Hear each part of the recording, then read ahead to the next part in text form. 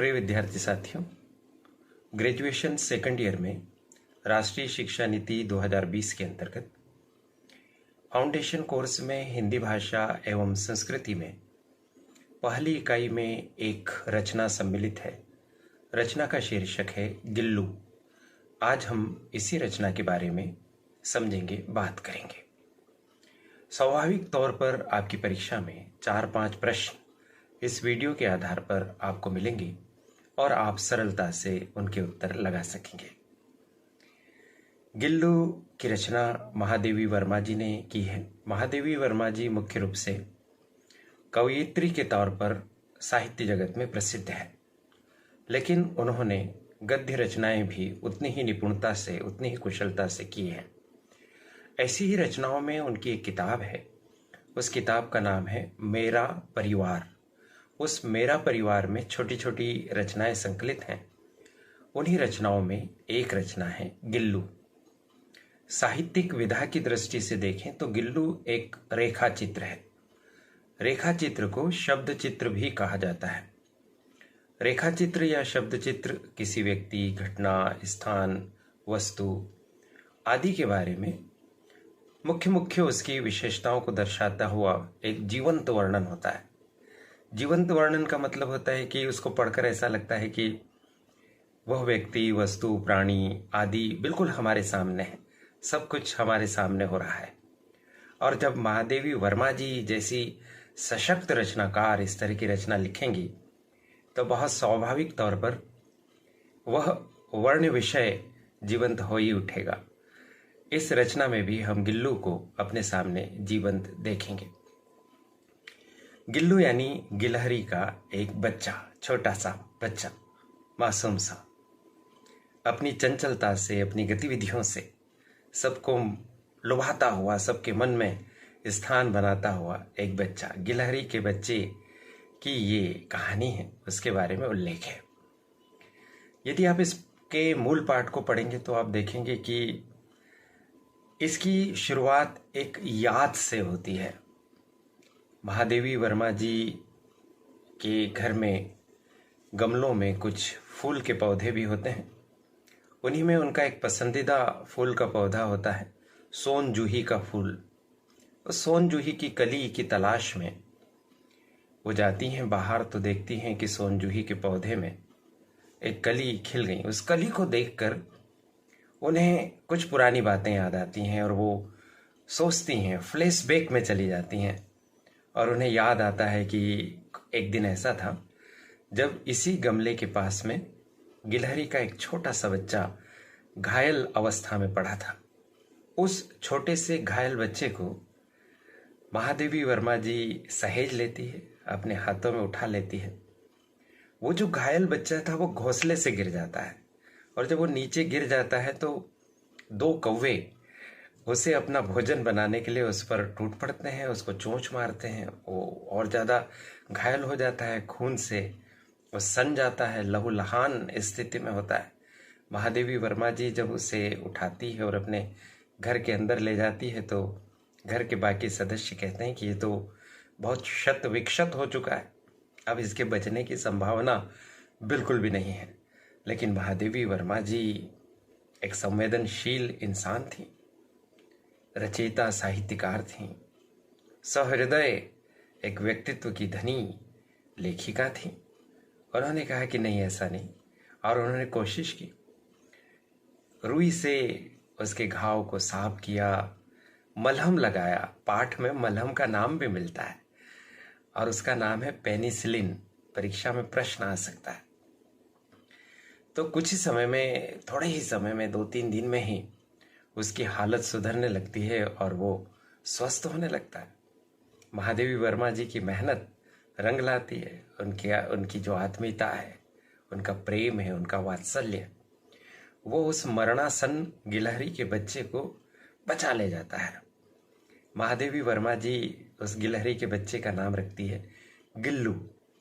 अपन समझते हैं ना, गिलहरी एक जातिवाचक संज्ञा है जिसमें सभी गिलहरियां आ जाती हैं दुनिया भर की, लेकिन जब नाम कर देते हैं तो व्यक्तिवाचक संज्ञा हो जाती है। तो गिल्लू अब उसकी व्यक्तिवाचक संज्ञा हो गई। बस फिर क्या था, लेखिका और गिल्लू दोनों की तो भाई खूब जमने लगी। पास पास में वो बैठने लगी और गिलहरी का वो बच्चा गिल्लू तो महादेवी वर्मा जी की थाली में से भोजन भी करने लगा। हालांकि महादेवी वर्मा जी ने और भी कई जीव जंतु पाल रखे थे, बाकी सब महादेवी वर्मा जी की थाली में से खा नहीं पाते थे, लेकिन इस गिल्लू का और महादेवी वर्मा जी का कुछ इस तरह का बॉन्डिंग हो गया कि भैया वो तो पहुंच जाता था जब महादेवी वर्मा जी खाना खाने बैठती थी तो थाली के निकट, और वहां से चावल उसका पसंदीदा खाद्य होता था तो चावल खाता रहता था।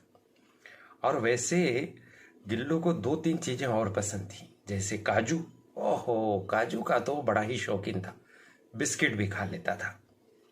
इस तरह से भैया इन दोनों का साथ एक दूसरे को प्रसन्न करता रहा, खूब मस्ती करता गिलहरी का बच्चा गिल्लू। और उसके रहने की भी बहुत शानदार व्यवस्था की गई।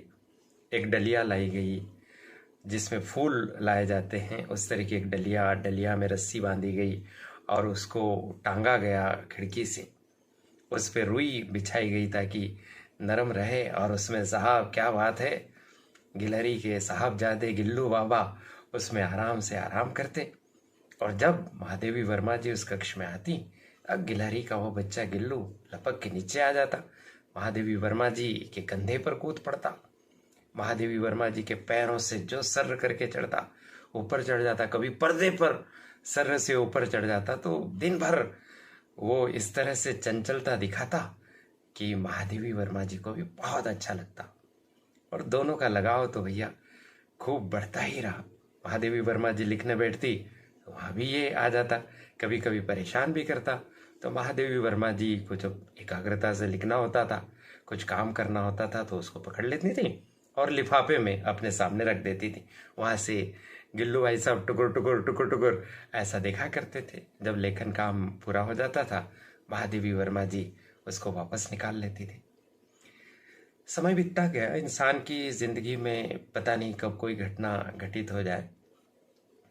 तो महादेवी वर्मा जी के जीवन में भी फिर एक घटना घटित होती है, एक एक्सीडेंट हो जाता है और उनको कुछ समय के लिए हॉस्पिटल जाना पड़ता है।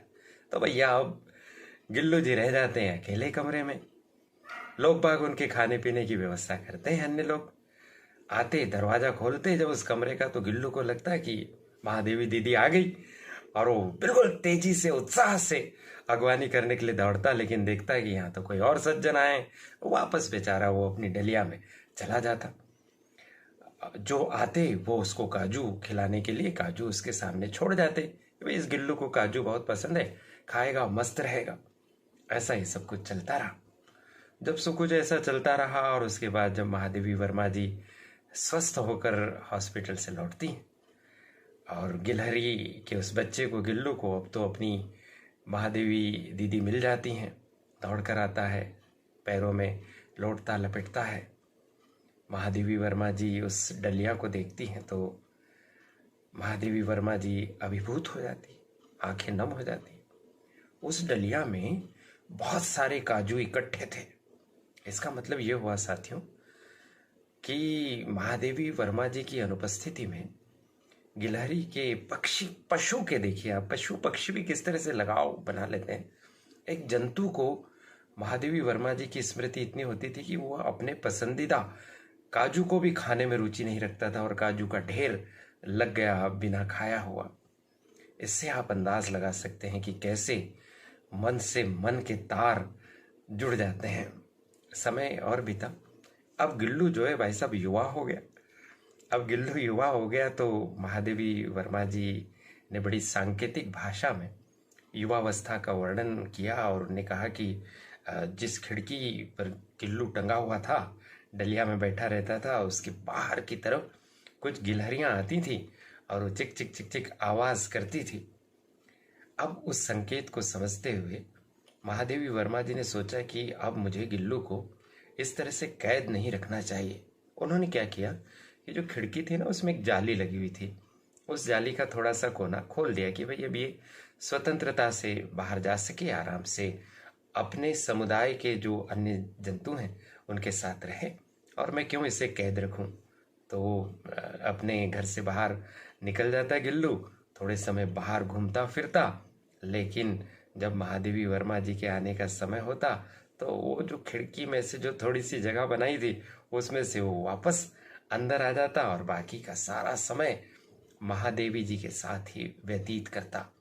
यानी देखो उस कलाकार गिल्लू ने भी देखी कि बाहर की जिंदगी और अंदर की जिंदगी दोनों में क्या जबरदस्त तालमेल उसने बनाया कि जिसने मुझे बचाया और जिसने मुझे नया जीवन दिया और जिसने मुझे इतनी आत्मीयता दी, मैं उसे तो नहीं ना छोड़ सकता हूँ हमेशा के लिए। तो वो बाकी का सारा समय महादेवी जी के साथ वैसे ही पूर्ववत बिताता। महादेवी जी के सिर के बालों को सहलाता, पंजे से अपने महादेवी वर्मा जी के सिर को सहलाता।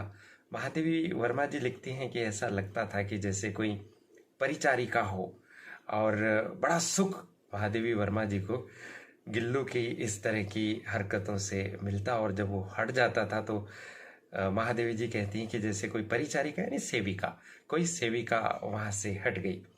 इस तरह से यह जीवन चलता रहा। लेकिन हर जीव जंतु, मनुष्य, प्राणी, वनस्पति जो भी इस जगत में आते हैं उनकी एक जिंदगी की सीमा होती है और उस सीमा को जी कर उस व्यक्ति को या जो भी कोई है उसे अंततः इस धरती से विदा होना ही पड़ता है। मृत्यु होती ही है, मृत्यु सत्य है। पाठ में ऐसा आया है कि गिलहरी की जिंदगी सामान्यतः 2 वर्ष के आसपास होती है। गिल्लू के और महादेवी वर्मा जी के साथ के भी 2 वर्ष होने आए, 2 वर्ष हो गए। और एक दिन ऐसा आता है जब गिल्लू की हालत बहुत ख़राब हो जाती है। अब वो अपनी डलिया से उतरता है और महादेवी वर्मा जी के पास बिस्तर पर आता है। महादेवी वर्मा जी को उसका स्पर्श एकदम ही ठंडा लगता है और वो जो रात होती है वो गिल्लू के जीवन की आखिरी रात होती है। गिल्लू की मृत्यु हो जाती है। महादेवी वर्मा जी को ऐसा लगता है कि जैसे कोई बहुत अपना अब जिंदगी से चला गया। महादेवी वर्मा जी पूरे व्यवस्था से, पूरे विधान से गिल्लू की अंतिम क्रिया करती है और गिल्लू को उसी सोन जूही के पौधे के गमले में जो मिट्टी है उसमें उसकी अंत्येष्टि करते हुए वहाँ पर उसको दफन कर देती है। और आज जब वो वहाँ पहुँचती है और सोन जूही के पौधे पर एक पीली सुंदर सी कली लगी हुई देखती है तो वो सोचती है कि संभवतः गिल्लू ही इस कली के रूप में पुनः अवतरित हुआ है। और इस तरह से यह पाठ समाप्त होता है, संवेदना से भरा यह पाठ। विद्यार्थी साथियों, इस पाठ से संबंधित वस्तुनिष्ठ प्रश्न का एक अलग से वीडियो बना दिया गया है। वो वीडियो आप इसी वीडियो की डिस्क्रिप्शन बॉक्स में एक लिंक के माध्यम से प्राप्त कर सकेंगे। पहले आप इस पाठ को सुन लीजिए और फिर उसके बाद उससे जुड़े हुए प्रश्नों को और उसके उत्तरों को सुन लीजिए, तो आपके काफ़ी सारे प्रश्न परीक्षा में सही हो जाएंगे। ये करियर एडवाइस चैनल है, इसे आप सब्सक्राइब कर दीजिए। ये आपकी कॉलेज की पढ़ाई, यूनिवर्सिटी की परीक्षाएं, प्रतियोगी परीक्षाएं और रोजगार तथा करियर से संबंधित अनेक बातें आप तक पहुंचाता रहेगा। मुझे इस बहुत ही आत्मीयता से युक्त, भावना प्रधान पाठ को आपके साथ साझा करने का अवसर मिला।